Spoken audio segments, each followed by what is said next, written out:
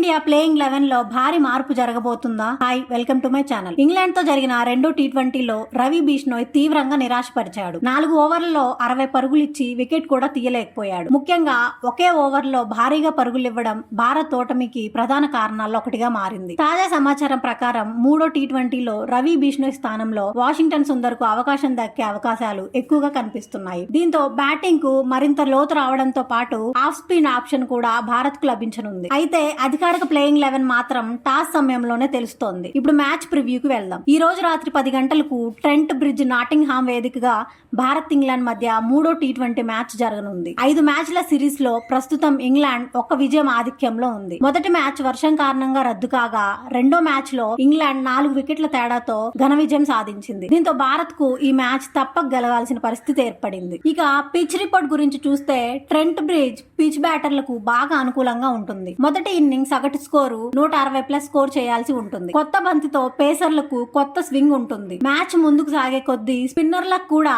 సహకారం లభించే అవకాశం ఉంది. టాస్ గెలిచిన జట్టు పరిస్థితులను బట్టి నిర్ణయం తీసుకునే అవకాశం ఉంది. ఇక్కడ భారత్ కు కీలకమైన పాయింట్లు ఏంటంటే టాప్ ఆర్డర్ మంచి ఆరంభం ఇవ్వాలి. డెత్ ఓవర్లలో బౌలర్లు పరుగులు నియంత్రించాలి. ఫీల్డింగ్ లో ఒక్క అవకాశం కూడా వదలకూడదు. ఇప్పుడు భారత్ ప్లేయింగ్ 11 చూద్దాం. అభిషేక్ శర్మ, ఇషాన్ కిషన్, శ్రేయస్ అయ్యర్, తిలక్ వర్మ, సంజు శాంసన్, శివం దుబే, వాషింగ్టన్ సుందర్, వరుణ్ చక్రవర్తి, హర్షదీప్ సింగ్, హర్షిత్ రాణా. ఇది అంచనా జట్టు మాత్రమే. భారత్ బ్యాటర్లు 180+ స్కోర్ చేస్తే మ్యాచ్ పై పట్టు సాధించే అవకాశం ఉంది. కానీ ఇంగ్లాండ్ బ్యాటింగ్ ఫామ్ చూస్తే చివరి వరకు ఉత్కంఠ భరిత పోరు ఖాయం. మరి మీ ప్రిడిక్షన్ ఏమిటి? ఈ రోజు భారత్ సిరీస్ ను సమం చేస్తుందా లేక ఇంగ్లాండ్ మరో విజయం సాధిస్తుందా? మీ అభిప్రాయాన్ని కామెంట్స్ లో తెలియజేయండి. వీడియో నచ్చితే లైక్ చేయండి, షేర్ చేయండి. ఇలాంటి క్రికెట్ అప్డేట్స్ కోసం మా ఛానల్ ను సబ్స్క్రైబ్ చేయడం మర్చిపోవద్దు.